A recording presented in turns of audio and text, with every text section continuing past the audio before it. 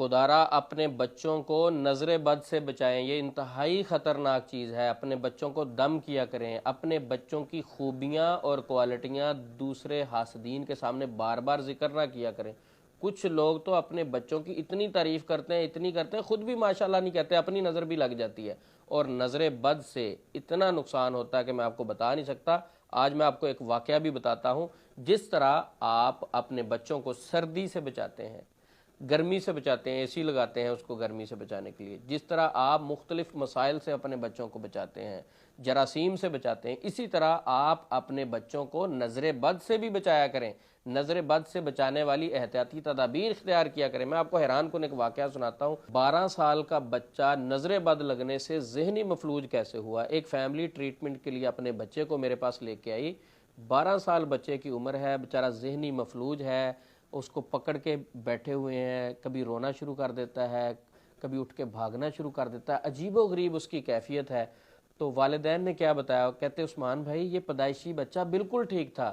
ایک دن کیا ہوا کہ یہ بچے کا پیپر تھا، صبح اپنے پیپر کی تیاری کر رہا تھا، ہمارے گھر میں مہمان آئے، ہم نے کھانا کھایا، رات کو جب سونے کے لیے اپنے اپنے روم میں جانے لگے تو ہم نے اپنے اس بیٹے کو کہا کہ بیٹا آپ بھی کتاب بند کرو اور جا کے سو جاؤ، ٹائم رات کا کافی ہو گیا ہے۔ تو بیٹے نے آگے سے جواب کیا دیا، انہوں نے کہا کہ نہیں ابھی میں نے نہیں سونا، میرا صبح پیپر ہے تو میں نے اس کی تیاری کرنی، میں نے اس کتاب سے بڑے اچھے نمبر لینے ہیں تو لہٰذا مجھے پڑھنے دیں۔ تو یہ بات سن کر وہ مہمان جو آئے ہوئے تھے ان میں سے خاتون کیا کہتی ہے، کہتی بچے تو ہونے چاہیے اس طرح کے، ہمارے بچے تو اس طرح کے ہیں، ان کو کہیں کہ بھئی پڑھو، کتاب اٹھا لو، محنت کرو، اچھے نمبر لینے ہیں، تو وہ کہتے ہیں کہ نہیں ہماری طبیعت نہیں ٹھیک، ہم نے سونا ہے، پڑھنے کو دل نہیں کرتا، ضد کرتے ہیں۔ تو یہ بچہ کس طرح کا ہے کہ اس کو آپ خود کہہ رہے ہیں کہ سو جاؤ بھائی کتاب چھوڑ دو، اور یہ کہتا نہیں نہیں میں نے ابھی پڑھنا ہے، میں نے اس کتاب میں بہت اچھے نمبر لینے ہیں۔ تو بچے تو بھئی اس طرح کے ہونے چاہیے۔ تو جب یہ انہوں نے باتیں کی تو ظاہر بات ہے ہم پاکستانی معاشرے میں رہ رہے ہیں، اکثر لوگ ماشاءاللہ نہیں کہتے، برکت کی دعا نہیں دیتے، تو کہتے یہ باتیں وغیرہ کہی عثمان بھائی، ہم سارے اپنے کمروں میں سو گئے، جا کے لیٹ گئے۔ بیٹے کو ہم نے کہا بیٹا آپ ادھر بیٹھے پڑھتے رہو، جب آپ کو نیند آئے تو پھر روم میں آ کے سو جانا۔ تو بیٹا 1 1.5 گھنٹہ پڑھتا رہا کتاب پہ، وہ اپنی تیاری کرتا رہا پیپر کی، اس کے بعد وہ بھی آ کے کمرے میں ہمارے پاس لیٹ گیا اور سو گیا۔ کہتے ابھی بیٹے کو سوئے ہوئے 1 گھنٹہ گزرا تھا کہ اچانک بیٹا چیخیں مارتا ہوا اٹھا۔ ہم نے اس کو پکڑا، پوچھا کیا ہوا، وہ چیخیں مارنے لگا، رونے لگا، کہتا مجھے کسی نے مار دینا، مجھے کچھ ہو جانا، میرا سانس بند ہو رہا، مجھے کسی نے پکڑ لیا۔ او بھائی کیا ہوا کیا ہے آپ کو؟ سمجھ ہی یہ بات نہیں آئی۔ کہتے ہم ہاسپٹلوں میں لے کے بھی جاتے رہے، مختلف روحانی علاج کرنے والوں کے پاس بھی لے کے جاتے رہے، اب 2 سال گزر چکے ہیں، بچہ اس کے بعد آج تک ذہنی صحت یاب نہیں ہوا۔ یہ اس کی یہی کیفیت ہے، بچپن میں یہ بالکل ٹھیک تھا، اس کے دوسرے بھائی بالکل ٹھیک ہیں، اس کو اس رات کے بعد یہ مسئلہ ہوا ہے۔ تو یہ نظر بد لگی تھی۔ الحمدللہ اس بچے کو ہم نے دم کیا، قرآن پاک کی تھیراپی کی ہم نے، اور ان کو کچھ رقیہ سننے کے لیے دیا، کچھ دعائیں پڑھنے کے لیے دی کہ آپ خود یہ دم کریں، تو ان کا ٹریٹمنٹ ابھی چل رہا ہے۔ تو آپ کو یہ واقعہ سنانے کا مقصد یہ ہے کہ بچوں کو نظر بد لگتی ہے اور اس کا قصوروار والدین بھی خود ہیں، اپنے بچوں کی کوالٹیاں دوسرے لوگوں کو بتاتے رہتے ہیں، میرا بچہ تو ایک دفعہ سبق پڑھ لے اس کو یاد ہو جاتا، میرا بچہ تو ٹاپر ہے، میرا بچہ تو فلاں ہے۔